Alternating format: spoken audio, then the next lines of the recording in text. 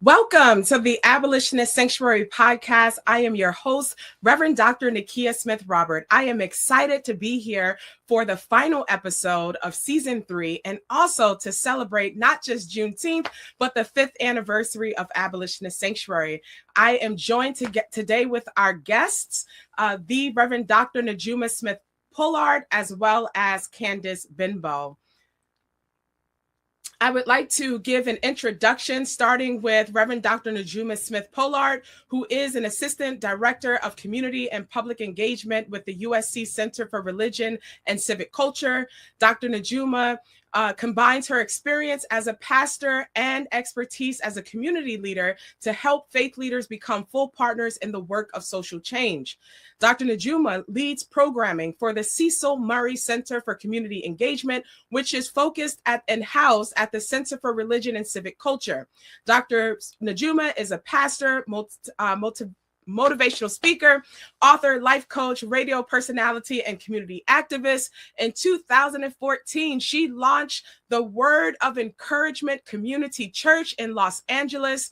And pursuing her passion to serve others beyond the walls of the church, Dr. Najuma also founded the company Living on Assignment, which is a personal development, coaching, and consulting firm that helps people live rich and meaningful lives. Dr. Najuma holds a BS in management from Pepperdine University, a Bachelor of Theology degree from the Southern California School of Ministry, an MBA from Woodbury University, and a doctorate in ministry from United Theological Seminary. She is an alumna of the Passing the Mantle Civic Engagement and Community Development Institute at USC, the precursor to the USC Cecil Murray Center's Faith Leadership Institute. I also would like to introduce our guest, Candace Marie Benbow, who is a multi-genre theologian who situates her work at the intersections of beauty, faith, feminism, and culture, giving voice to Black women's shared experiences of healing and journeying toward wellness and wholeness. Reimagining how faith can be a tool of liberation and transformation for women and girls, she challenges Black women to think critically about how they see God, themselves, and the world.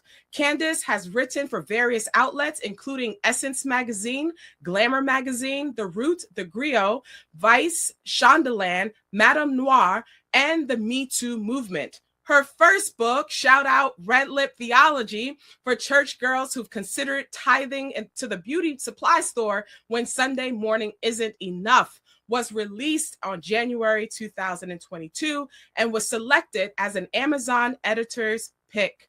Candace is also the founder of Zion Hill Media Group, a media boutique that produces messages of hope and healing across various platforms. A member of Alpha Kappa Alpha Sorority Incorporated, Candace holds degrees from Tennessee State University, North Carolina Central University, and Duke Divinity School. Join me in welcoming our guests today. Yay. Hey, y'all. Hey, girl. Hey. Man, I am delighted to have my girls on for this final episode of season 3. Before we begin, tell us your pronouns, give us a visual of how you are showing up in this space, and who are your people? All right. Well, I guess I've been tagged to start us off. So Reverend Najuma Smith-Pollard, she, her are my pronouns. I'm showing up today in this denim blue jean jacket with a little bit of pink in it. I have my little gold hoops on, which I love, and in my little afro today. And my people are Choctaw Indian. My people are Cuban. My people are from Louisiana and Mississippi. My people got a sprinkle of Haitian and a sprinkle of European French. And so those are my people, and we a little bit of everything. I know that's right. Yeah. Hi, everybody. It's Candace. My pronouns are she, her. I am showing up today. I have on an HBCU Then and Now t-shirt, which prominently has the Howard University graduation picture of my soror and Vice President Kamala Harris. And I got on some diamond stud earrings. Who are my people? My people come from they're from South Carolina, red clay, Carolina people. Love being everything about being Black. And I speak the name of Helen Bimbo. I speak the name of Tommy Lee Bimbo. I speak the name of Lee Bimbo, who ground me.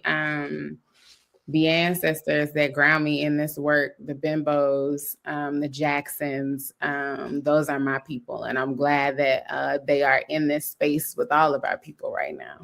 Ashe, ashe. My pronouns are she, her, and I'm showing up in a Abolitionist Sanctuary t-shirt. Run to the swag store and get you one, as well as a black blazer with gold accented buttons, a boho blonde braids, and some Fenty MVP red lip for our guest in her book, Red Lip Theology. And excited to be here. My peoples are 9 siblings that hailed from Williamston, North Carolina, to New York City, and a single Black mother at the age of 15 who gave birth to my brother, and 10 years later to me, Carol Mercedy Smith. All that I do it for her. So let's jump in. I am excited. This episode is going to hit a little different because y'all my homies. Right. I was like, did she expect us to actually have an interview? Because it's going to turn to girl talk in a minute. Listen, let's have a good time. We're going to have a good time. Let's have a good time. So it's been a minute. You guys, I invited you on this show because you are our inaugural board members.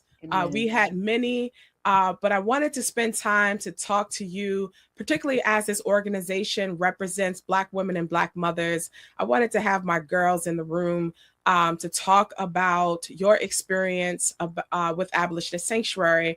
But it's been a minute, right? It's been a while. I think you guys served in 2022. And so a lot has happened since then. So if you will, just catch me up. What's been going on in your world? What are you prioritizing these days? What is the work that you're doing that your soul must have? Yeah, so life is looking good. Right now, I have a 16-year-old who's learning how to drive. He'll be 17 in August, an 11-year-old who has decided she's going to be an astrophysicist at 11, who talks a lot about stuff I have no idea. Like, she's always asking about questions related to the black hole, and I'm clueless. So that's what I'd be like, girl, I don't know. Mommy don't know. So I am actively trying to just, steer them in the direction that's showing up for them. My son has discovered that he's really good at track. So I'm focusing on like developing a track star and like this scientist, and neither of which am I good at, right? And I have no clue about. So that's what my life is looking like day to day. And I also have my nephew with me now. He's 22, helping him get direction and get solid on what he wants to do, be, have, and possess. And the thing that I'm working on prioritizing, I have a lot of, books in me that I've been, I've self-published a lot of my books in the past. And so I've committed to every month finishing one of my books, like just getting it done. And because I have several projects that just need to get done. So that's actually my priority. Yeah. That's amazing. Right on, sis. Right on. Yeah. What's going on for me?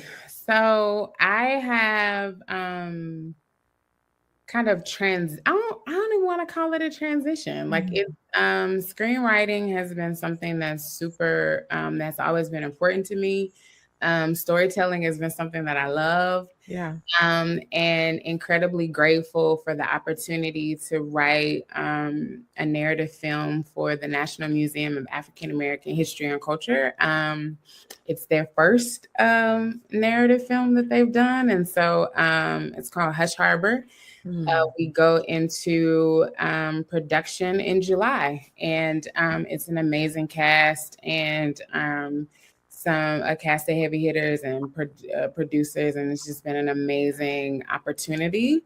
And so really excited to be able to move in a space that's allowing me to bring womanist theology into arts and entertainment. And so there's some other things that are in the pipeline that hopefully season 4, I'll be able to come back and share more broadly, more fully. I am prioritizing girl me, like the world is on fire. And I have so I moved back to the South. So I live in Georgia. Being back in the South has grounded me in a way that I am just super, super, I'm much more at peace. And when the world is crazy, I go into my backyard. And so excited because I'm putting up my hammock for the summer. When we finish here, I'm stringing my new lights for the back. Cleaning off my grill and my griddle so I can be out there cooking. I'm just really just prioritizing that everything else around us can and will be chaotic, but what really matters is how we settle the peace within ourselves. Because and that joy, I understand so much more now why the old saints used to say, "This joy I had, the world didn't give it." Can't take it away. And so settling in that is my priority, and nobody and nothing is gonna take that from me. Wow, this is beautiful, because having journeyed with each other for so long, we were able to see each other seed these dreams. Yes. Right. I'm getting chills, just to see it manifest and to hear you guys speak it. I am extremely full, extremely full. So that thank you for sharing that. And there's just power and manifestation, but not in isolation and sisterhood. Right. Absolutely. That's powerful. And it is because of that sisterhood, because of that community, that I had the courage to dream Abolitionist Sanctuary. Yeah. And when you guys didn't know what the heck I was thinking about, what it was, what we were doing, you guys signed up and rolled with me and said yes to becoming a founding board member. And that yes still pays dividends today. I have funders, I have investors, I have people who are able to validate the work that we do because they look on our website and they see who was on our founding board. And I hear often, you are surrounded by some good people. And because you believed in us and was able to stamp your credibility on this organization, we continue to grow today. So thank you. Thank you. Thank you. Yeah, for having us. That was an honor. Yeah. You sis, we proud of you for pushing. You talk about the dream, sitting 5 years into this and remembering when you were talking about it. I think that too often as sisters, I was telling a friend the other day, we know how to go get the degrees, we know how to do all of those things. But sometimes when you have to bet on yourself beyond that, when there's no curriculum that you got to follow, no paradigm that you need to follow, and you know that you are getting this piece of paper at the end of it, sometimes betting on yourself and launching into the deep is where a lot of us struggle. And it's just been exciting to watch you have done that, and we're 5 years into what is a lifetime of work. And what you've done in 5 years is not only something that you should be proud of, but you've also helped to seed for other sisters what it looks like to not just have a vision board, but to live into that vision. So we're just proud of you. Girl, you are in your oil today. Go ahead and make me feel like I'm gonna bust out in tongues one more time. You can, and you should. Yo, you been in your prayer closet. What? You know what? I didn't started going back to church. I didn't gonna say. You're supposed to give us a warning. You know, I like to say I'm redeemed and ratchet. I needed to know that you were coming in this space on the redeemed side. Look, we can be ratchet too. We can go there too. Right before we got on here, like I literally enjoyed my little ratchet moment of my little salt and vinegar pork rinds, and I was listening to Lotto. So like we can get in that side too. I love it. No, but it's crazy because Abolitionist Sanctuary, yes, was birthed from a dissertation, yes, from personal experience, but it was also a group of women. One January, we jumped on a call and we had vision boards. We created vision boards. And on that vision board had Abolitionist Sanctuary. And you are absolutely right that it is so easy to study this stuff, right? Yeah. To keep pushing it back and say, I got to study more. I got to get this credential, this degree, and put it on our vision board. But it takes courage. It takes calculated risks to take that deep launch, right? That launch into the deep to manifest and actually execute. So I appreciate that. I recognize that this is also Juneteenth. Yes. And that is if you look on our incorporation papers, Abolitionist Sanctuary started on June 19, 2021. And I was very intentional about that because abolition is the story of liberation. And certainly our people were free prior to coming across that transatlantic. But when I think about those remnant of slaves who were left over in Galveston, Texas until 1865, though the Emancipation Proclamation was announced in 1863, I think about the remnant of us that remain today that are still awaiting the fullness of our freedom.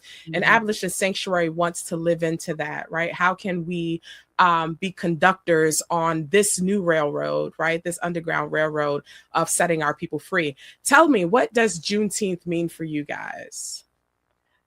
So much. And again, thank you for just creating this space. I feel really honored to be in this conversation with the two of you today. The importance of Juneteenth, I think it's the word that, as I was looking at the questions, the word that kept coming to me was recalling. Like I feel that Juneteenth has us to recall not just the memory of our ancestors and the trauma and the pain and the atrocities, but it's recalling to who we are, right? Like it's easy, as we all kind of shared in the beginning, like the things that we're prioritizing and working on. And it's easy to get really focused on that and lost sometimes even in that. You're trying to achieve, you're trying to work, you're trying to build, you're trying to create, and it's easy to get lost in the sauce of that, especially in the systems that we have to navigate. And then there's this Juneteenth moment that brings you back, to who you are. And I'm going to use our dear friend, Dr. Tamer, like that homecoming. It brings you back to yourself. It brings you back to the power within. It brings you back to just an authentic self.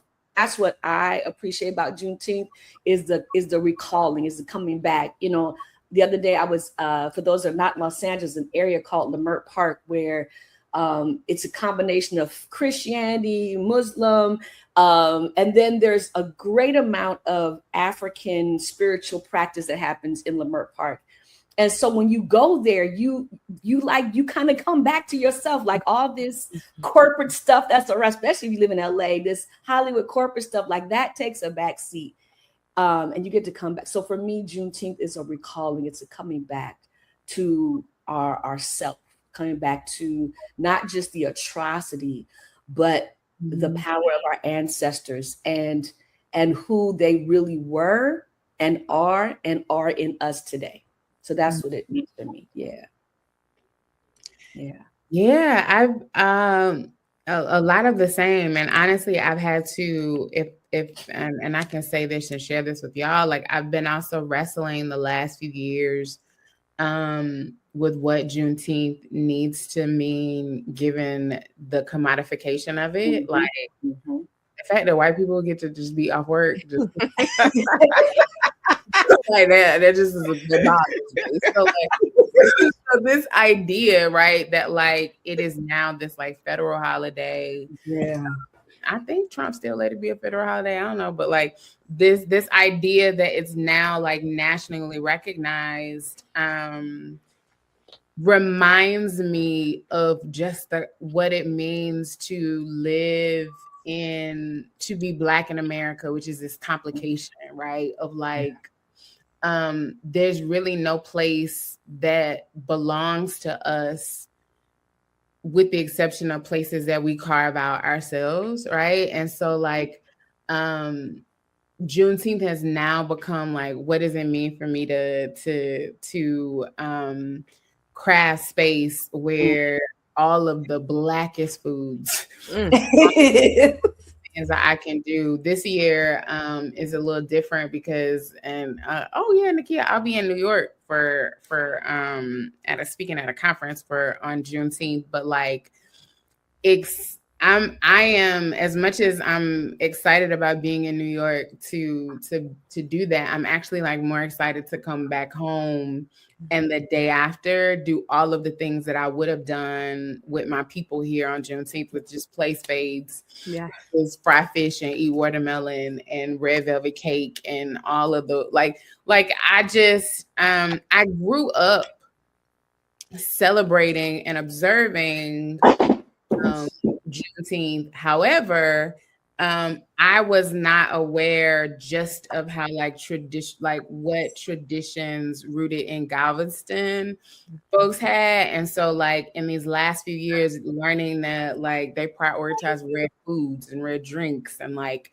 those kind of things matter to me, because I also think that like there's something in Juneteenth about legacy that is resonating with me, because I feel like we are raising, unfortunately, generations that don't value legacy as much anymore.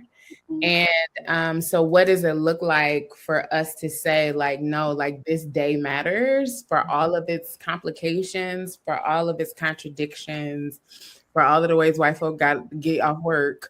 Like this day matters, and we've got to figure out how to reclaim it so that we can be the community and be the joy that has been the community and the joy that has sustained us at every iteration of Black life in America. Yeah.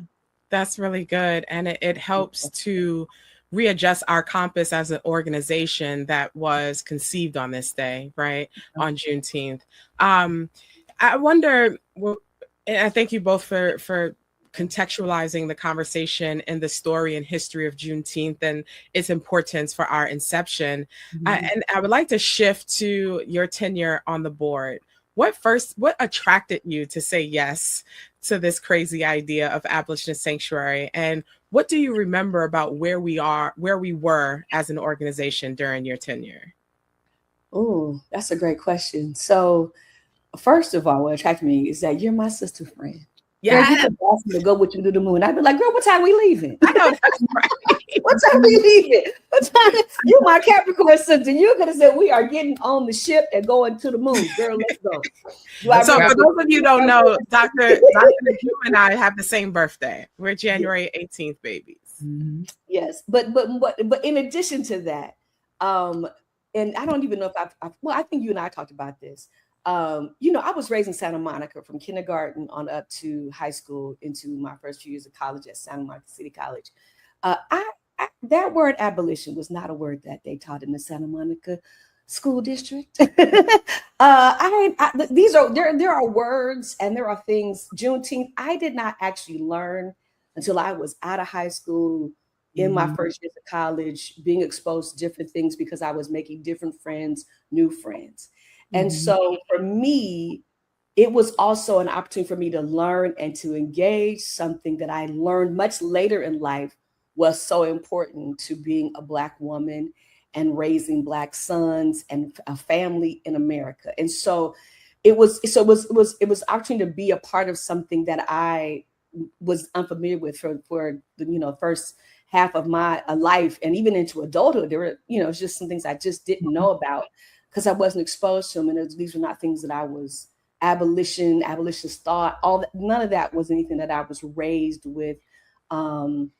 As it relates to like academic training or language. And so I was very interested to be a part of that because I had no previous exposure or experience. I really wanted to be a part of that, in addition to supporting my sister. And so, and over the years of doing community work in Los Angeles, I've learned that there's some abolitionists in me. You know what I'm saying? Like, but I had to learn that. That's not what I would have called it, because that's not the language I was raised with. But in connecting with that part of myself, and then, you know, as an adult, learning more about my family's history and connecting with that, is what just drew me to being a part. Yeah. Thank you, sis. I appreciate the love. Yeah. Yeah. Much to what Reverend Najuma said. I was really gonna call you Juju. I you asked me, it's gonna be a yes. And I think that we don't say that enough and let that be a full stop. That like when Black women ask Black women to show up for each other and it's a yes, like that in and of itself is enough. And so like I didn't need another justification or another reason. One, because I trust you and I love you and believe in you. So it was already, that was it. I will also say I learned a lot from you because I was very much I'm an abolitionist, but some of y'all very much that. Like I was very much that. It was like, okay, you want me to be on this? I'm gonna be on it because I love you, but somebody they need to be there. So like right. I knew that this was gonna be as much of a learning opportunity and growing opportunity for me. But then the other part that I think you don't really get enough credit for, and I hope that changes, is your advocacy for Black motherhood, and particularly for mothers who are either justice impacted or have the potential to be that. And I think that like that space of vulnerability where too often, and I mean, I think we know this, like all three of us know this, that too often, particularly in womanist spaces, particularly in spaces where Black women have ascended to a certain level of education, a certain level of access, a certain level of privilege, a certain level of wealth, they can forget that, one, they may have come from a family of sisters who don't have that, or two, that there's still a generation of sisters who don't have that access, who don't have that education, and are vulnerable to these systems. And you have been somebody who, in every way possible, has always been like, no matter where I go, I'm not forgetting them. And so I think that that's a part of Abolitionist Sanctuary that really, one, was closest to my heart. But then I also think, like I said, it's the part of your work that people really don't amplify enough. I think that so many of us have taken our marching orders from you in that space, and so many of us follow you there. And so for me, like those first years of really watching you prioritize those kinds of sisters, like in a space where they're not prioritized, and to see you say, like, as they are, without trying to clean up anything. They are holy, and they deserve every bit of advocacy, every bit of intervention, and every bit of support from Black women and Black community. Like that, I will remember those moments, and I'm just really, really grateful to be there for that. Absolutely. Yep. You're messing me up. Wow. But you gotta receive it. You gotta receive it. I'm stuck. I can end the interview now. I don't even know where to go from this. Thank you. I receive it. Just receive it. Sis. Yeah, you got. I mean, I think like sometimes just like it's dope to be able to sit back 5 years and be like, oh, wow, I did this thing. But I think it's also important for you to hear like, yeah, while you were doing this thing, we were also watching you. And I think that like, I am more struck now about the ways that sometimes Black working class Black women and Black women who are the most vulnerable get discarded. And even with just like with my work and creative projects and the other advocacy things that I do, I think that like I'm always trying to figure out, all right, how do I hold space for them as them, and how do I not tell a story that feels like it's a caricature? And I go back to you. Like you have been a model of that for like, no, like these are sisters who we can't leave them. We can't, and they're not objects of study. You see what I'm saying? Like, I think that like we came from a place and we come from academic worlds where Black women can be objects of study for Black women. Absolutely. And one of the things that you did with Abolitionist Sanctuary is say like, no, like these are they and we are them, right? And like what does it look like for us to prioritize their care? What does it look like for us to prioritize their safety? And I think like in these, as you look back, like you get to say like I did that, and as you get to say like you get to hear us say you have been on the forefront of championing women that unfortunately a discourse that's devoted to Black women often sidelines. Absolutely. And your work has included them back in very meaningful ways. So like, yeah, like you get to do that with that. You're doing it. I'm telling the producer to take us out. You need a moment to Shando Shete. You need a moment to Shando Shete. I promise you, I don't got nothing. Let's throw all the questions out. So let me tell you, I don't even know why you came with like I looked at the email and I was like, why are you coming with questions? It's the three of us. Like I was like, why did she do this? I'm about to mute Candace Mike because she is in whatever oil she is on right now. That is real. And I think what's important, Dr. Nakia, is you have to receive that. Yes. And it's hard. And I know it's hard for you. I know I can see it's like, what do I do? Receive it. See, that's part of the work, right? Is that you have to receive it and embrace what is being said, because not only is it true, but this is the work that you do beyond the establishment of like this is how you show up.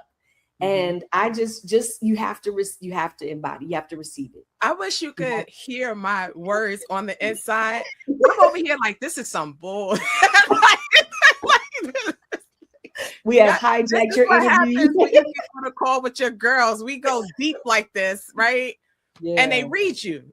Like, Thank you. Thank you. I received that, and I appreciate the ways in which you guys are seeing me and recognizing the work of Abolitionist Sanctuary and the ways in which you have been a part of it. motherhood is something that is special to all of us. And so let's talk about our mamas, right? Because that is really, that's what drives the work that we do. Candace, you've been very transparent about your mother. Najuma, you recently posted something. You said, I usually don't post my mom, but there was a breakthrough there. Let's lift up those narratives and why that is important to the work that we're doing. Yeah, I mean, my mother stands all of 5'3", maybe. But she is a force to be reckoned with my whole life. You know, when I had little boyfriends and stuff in high school, they were afraid of Beverly Smith. Because she didn't play, she didn't throw no punches, and she still don't. Like she is fierce, she is straightforward, she doesn't spare, she don't spare nothing, but she is loving, she is kind. She believes in the right thing. My mother, you know, in her younger years was part of the LA chapter of the Black Panthers, and so I grew up with some of that energy. I wasn't in the space, of course. I wasn't born yet, but that energy came with my mother. But that's also how my grandmother was. My grandmother and my mother, the two most prominent female figures in my life. But my mother now is a practicing Jehovah's Witness. She has been for a very long time. So on religion, she ain't never been to my church. She ain't never been to no church I've ever pastored. She ain't never heard me preach. And that's okay. That's fine. We have a great love and respect for each other's differences in that space. But as far as where the fight in me comes in, and you know, the tenacity and the drive, that's all Beverly Smith. You know, the determination, the independence sometimes, which can be a fault. That all is Beverly Smith. And so to watch her now at 80, almost 83, she's just about 80 to be 83, you know, dancing with my daughter, having overcome, you know, she had a terrible car accident that put her in a wheelchair and pins and all that. And she overcame that. And so that's just indicative of who she's always been, just a fighter. And she's not a political person, but in private conversations, you know exactly where she stands, and she continues to stand for Black folks. She just doesn't do politics because at Jehovah's Witness, that's not what necessarily their focus, but she is absolutely all about her Black family. Yeah. Shout out to Beverly Smith. Yeah. My mom, someone told me a few weeks ago, they said the more I heal, the more I look like her. Wow. And I was just like, and it was so funny because I said, after that, I said, well, then I want to go and do as much healing work as possible. I want to reflect her in everything that I do. My mom, it's so funny though, because I realized, and I've always said that my work hinges on this belief that I have that sometimes the most difficult relationship that Black women navigate is the relationship with their mamas, because they're trying to negotiate what it means to be the woman that they're becoming, versus the daughter that either they think their mother wants or their mama has been very clear that they need to be. And sometimes it's not always congruent. And like my mama and our fiercest conversations were around theology and and politics and sex. And she would always be like, a lady doesn't like talk about these things in public. And I'm like, girl, that is not even who raised me. Like it's so funny because I think often Black women, particularly like free thinking Black women, want to raise these free thinking Black girls. And then when you become what they raised, they be like, now wait a minute. Like you're a little too free. This is a lot. And so like, I think that was my mom, that she was just like, girl, like, if I had it to do again, I would have gave this freedom a bit of parameters. And but I am who I am because of her. And it's so funny because after I had about I had a few years, because she passed in 2010, 15, and then my grandmother passed in 2022. And so I had that stretch of time with just my grandma, and I saw where she got it from. Like that fire was theirs and was my grandmama's, that my mama figured out how to like tamper a little bit for public consumption. And then I just came and was like, let's just pour gasoline on this joker, right? And like that was my grandmother. Like, and I also to the point of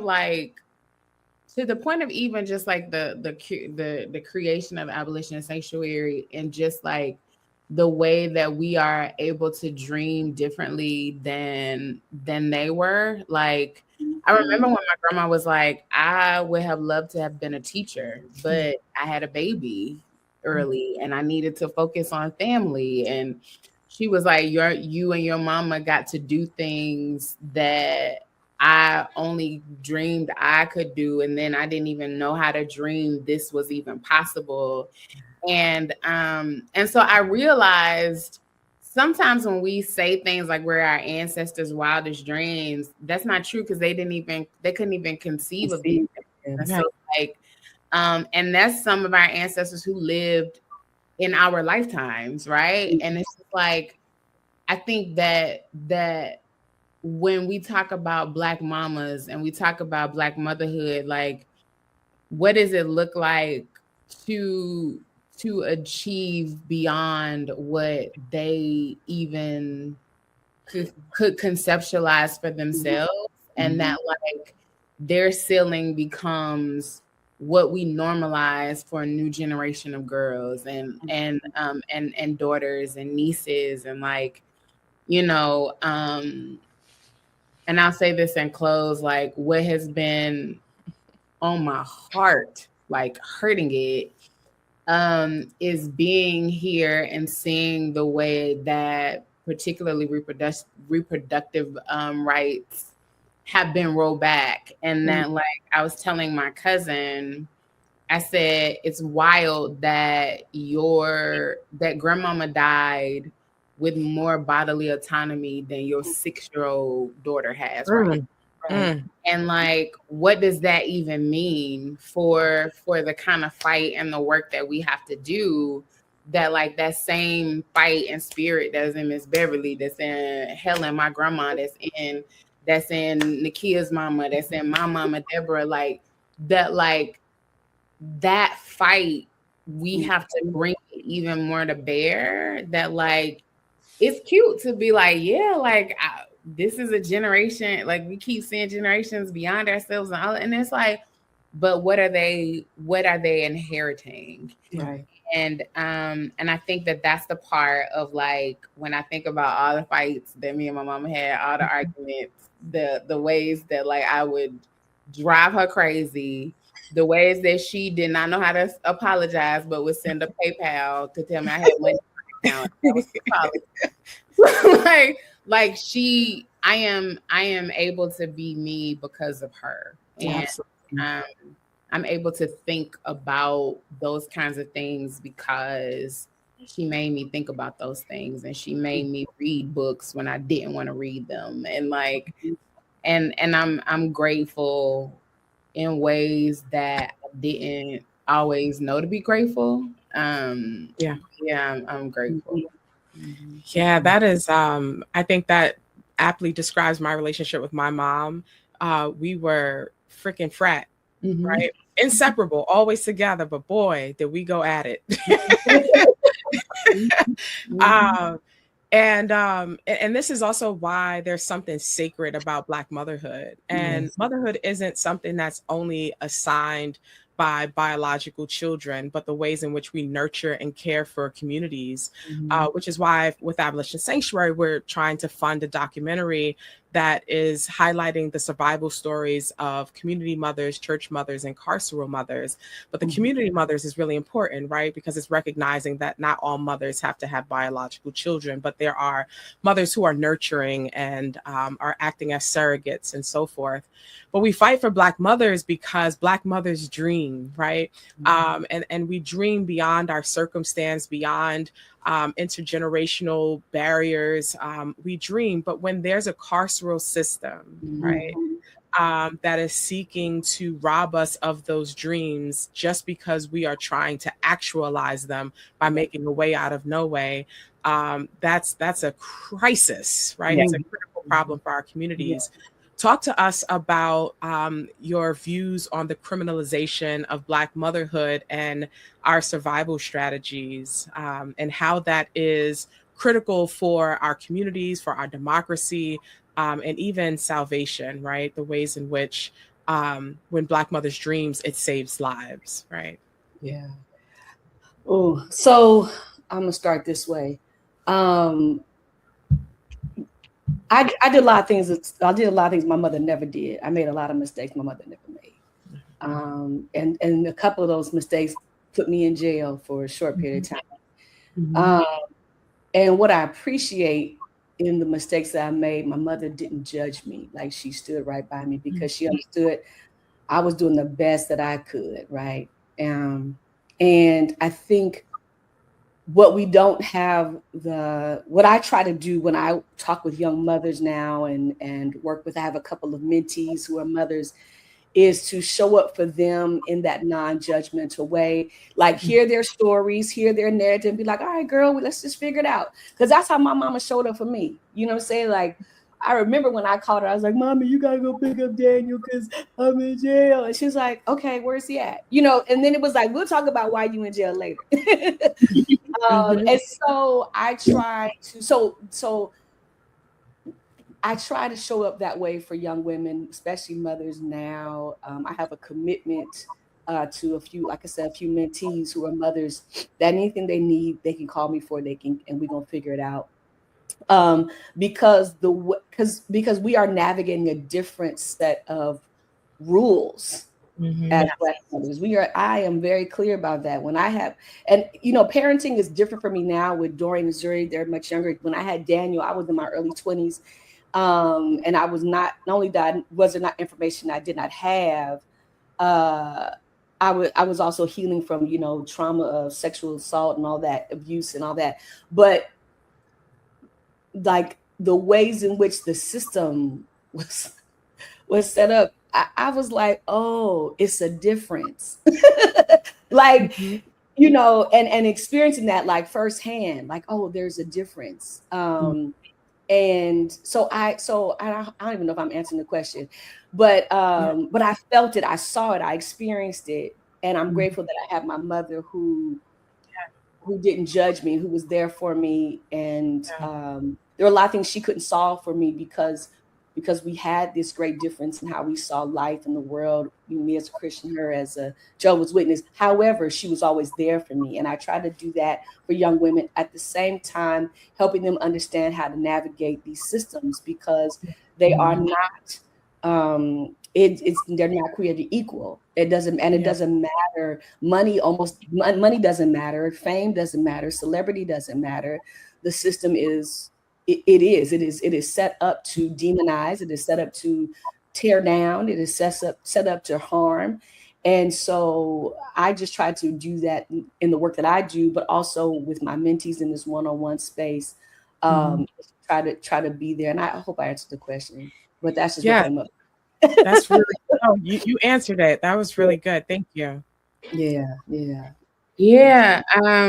It's really interesting because right now I'm working on a creative project that really looks at how the child support system leaves Black mothers very increasingly vulnerable. Wow. And how they have to, this group of women, make a very drastic decision to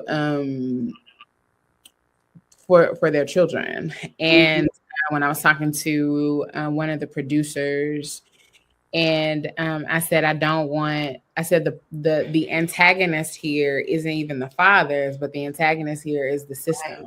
And like, it needs to be very clear that the system is not designed to care for Black mothers, because the system hates that black birthing people exist to create a nation of people that still endure, to create these systems despise that a Black mama can choose to love, right? Like, even the worst of mothers, there is something about their children that will always find them endearing, that will always have that one memory of a good time that they hold on to. And that one memory seeds a hope that systems have long wanted to root out and to destroy. Yeah. And so, like, part of it for me, whether it's creative projects or whether it's the tangible work that I do within community or even within my own family, to Reverend Ajuma's point of like coming non-judgmentally.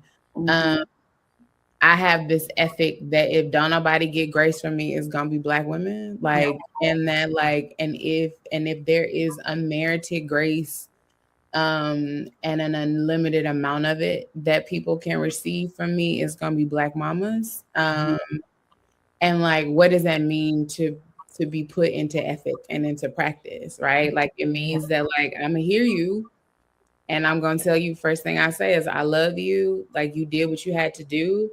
With the set of choices and options that you had.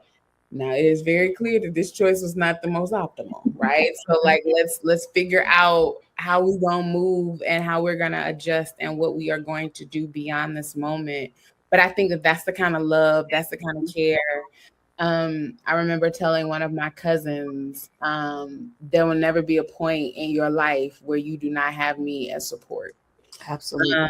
There will never be a time in your life where you feel like the older women in your family don't have your back because you are a mom, right? And you are a young mom. Like, that, know that not only can you call me in the midst of anything, your kids can call me in the midst of anything.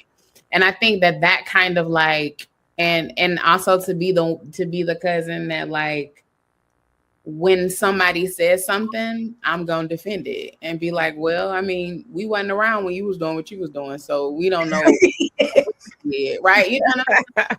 And it's that kind of like, even doing that in church, to be like, wait a minute, who you talking to? It's like, you're talking to her like that. And I think that, like, that kind of like when you put your body on the line in that way, because it's not just these systems that make Black mamas feel, particularly Black single mothers, working class and poor Black single mothers. It's not just these systems that make them feel, that make them question their worth and their value. They feel in that stuff in their own families and in their own community. And their churches. And in their churches. And like, when you stand up and be like, what we not gonna do is that, and if you're not gonna do it in front of me, like, what we are signaling to them is that you matter, you have value, and I refuse to let anybody tell you otherwise. But yeah, like, that's the kind of fierce advocacy that we gotta have. Yeah.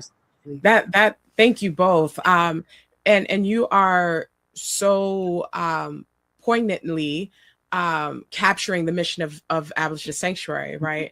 And the ethics that Katie Geneva Cannon lays out for us, right? What society constitutes as a vice, for Black women, it has been virtue. And so what we're doing at Abolitionist Sanctuary is, though society is criminalizing the survival strategies of Black mothers and constructing it as deviant, what we see is their survival strategies as a source of moral integrity and even salvation, because they respond compassionately when we call from prison, right? And ask no questions, because they are not condemning, right? And so there are some virtues that are coming out of Black mothers that are instructive for upending or dismantling the systems that are stacked up against us and designed to make our survival nearly impossible in the first place, right?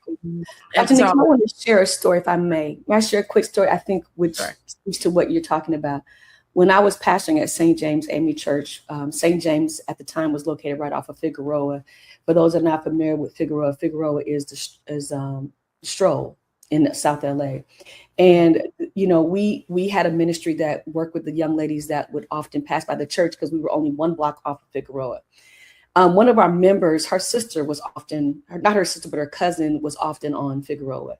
And I remember one Sunday she came to church, and after church, they brought her in my office, and she was in tears and crying. And, you know, I was trying to understand what was going on. And her cousin was telling me that, you know, she got into some trouble and, you know, she struggles with alcoholism, da, da, da, da, da, da.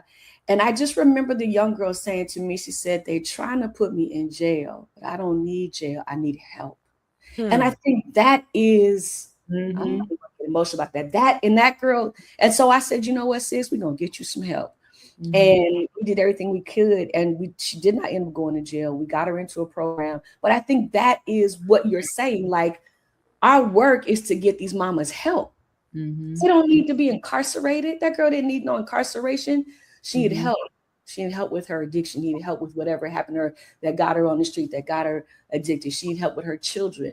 And I think that is a part of this work, is like making sure we are the help, you know, the helpers that God has sent to help these mamas out. The young ones, yes, the older ones even too. But that to me has always been the story that reminds me of where my focus is. I don't need to go to jail. She said, I don't need jail. I need help.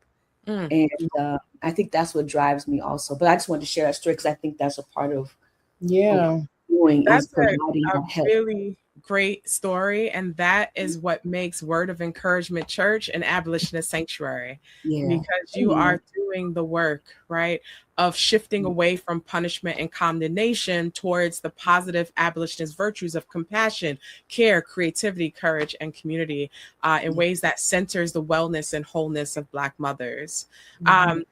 My final question before we go to this rapid round is, if you could share with someone in your network or someone who you don't know at all why you think they should support Abolitionist Sanctuary's mission, what would you say to help us to become a fully funded and sustainable organization for the next 5 years and beyond? And Sue, I'm going to ask you to zoom in on their responses. Okay. What I would say, number one, is the training that comes with Abolitionist Sanctuary is a training that is not readily available, and it is not, but it needs to be widespread. And so that would be one. But number two, I believe that Abolitionist Sanctuary will help all of us not only do the work, but also to heal the ways in which even Black folks have bought into carceral system and process for Black mothers and Black families, Black bodies in general, right? Help to pull us out of that.